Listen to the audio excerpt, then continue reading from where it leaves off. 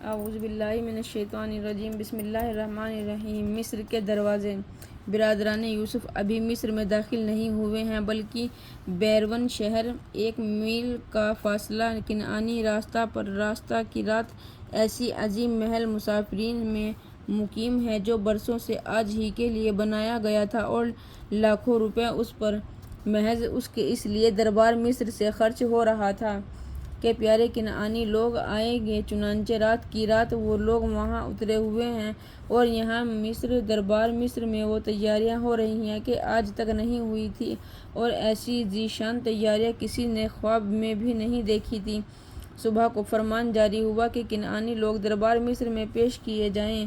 چنانچہ خدام شاہی محل مسافرین میں پہنچے اور شاہی بلاوا ان کے سامنے پیش کیا۔ یہ سن کر وہ لوگ اپنے اونٹوں پر سوار ہوئے اور خدام شاہی سے کہا کہ آپ لوگ چلیں، ہم آہستہ آہستہ حاضر دربار ہوں گے۔ خدام شاہی نے ان کے کہنے پر عمل کیا اور وہ سب کے سب آگے روانہ ہو گئے اور اب یہ 10 کے 10 بھائی اونٹوں پر سوار ہیں اور بیروان شہر ایک مقام پر کھڑے ہوئے ہیں۔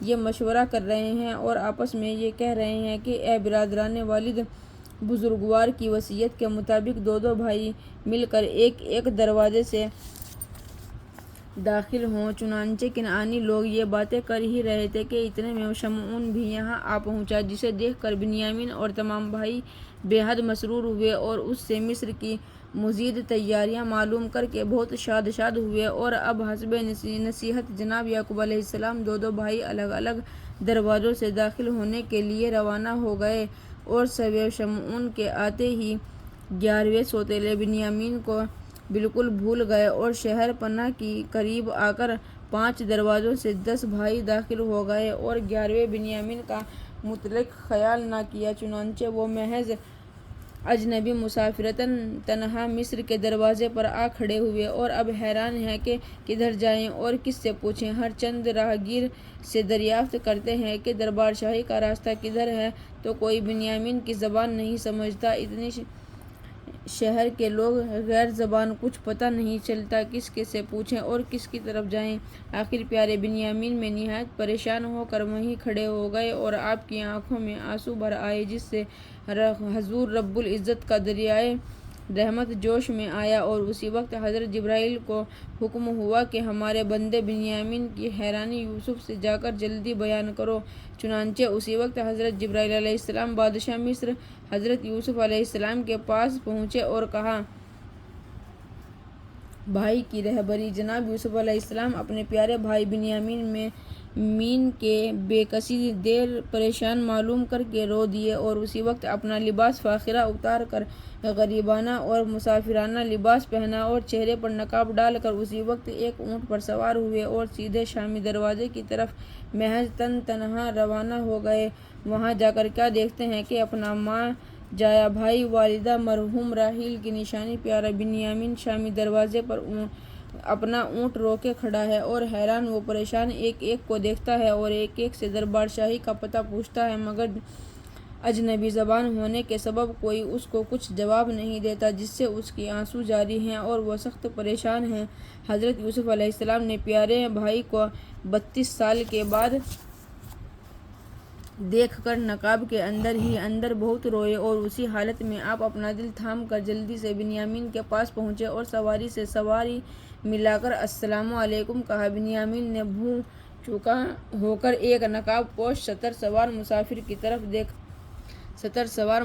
کی طرف دیکھا اور سلام کا جواب دے کر خاموش ہو گئے۔ پھر جناب یوسف علیہ السلام نے ان کی مادری زبان عبرانی میں دریافت کیا، آپ کون ہیں، کہاں سے آئے ہیں اور کسے دریافت کرتے ہیں؟ پیارے بنیامین نے غنیمت سمجھا کہ تمام ملک میں ایک شخص اپنی زبان سمجھنے والا ملا تو صحیح، اور پھر نقاب پوش سے کہا کہ میں حیران ہوں کہ آپ کیسی صاف عبرانی زبان بولتے ہیں، یہ تو فرمائیے کہ آپ نے کنعانی عبرانی زبان کہاں سے یاد کی؟ جناب یوسف علیہ السلام نے فرمایا کہ اے شخص، میں ایک زمانے میں شہر کنعان میں رہا ہوں اور عبرانی زبان خوب جانتا ہوں۔ خیر، اچھا آپ بتائیے کہ آپ یہاں حیران و پریشان کیوں کھڑے ہیں اور کس کی تلاش میں ہیں؟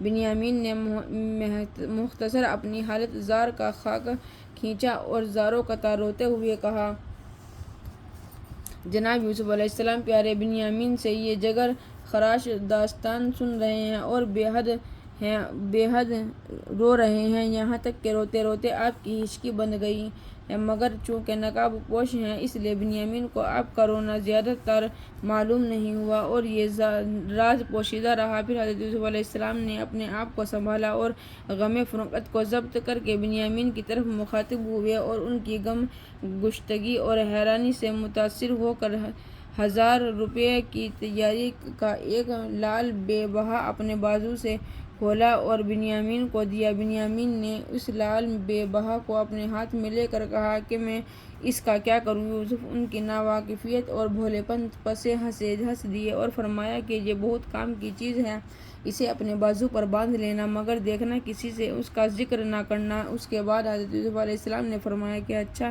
لو اب تم میرے ساتھ چلو، میں تمہارے بھائیوں سے ملا دوں۔ چنانچہ وہ دونوں کے دونوں ماں جائے اور حقیقی بھائی آہستہ آہستہ دربار شاہی کی طرف روانہ ہوئے۔ جب محل سلطانی سامنے سے نظر آیا تو جناب یوسف نے بنیامین سے کہا کہ دیکھو وہ ایوان شاہی نظر آتا ہے کہ اتنے میں بنیامین کو 10 بھائی کھڑے دکھائی دیے، جنہیں دیکھتے ہی اسی وقت یہ اپنے اونٹ سے کود گئے اور اپنے شقیق رہبر سے کہا کہ یہ ہے وہ بھائی جن کی تلاش میں میری حالت خراب ہو رہی ہے اور جن کے لیے بے چین تھا۔ آپ نے فرمایا کہ اے پیارے مسافر، چونکہ تمہارا مقصود حاصل ہو گیا اور تم کو دربار شاہی بھی نظر آ گیا اور بھائی بھی مل گئے، اس لیے اب مجھے اجازت ہے۔ بنیامین نے نہایت دعائیں دیتے ہوئے انہیں رخصت کیا۔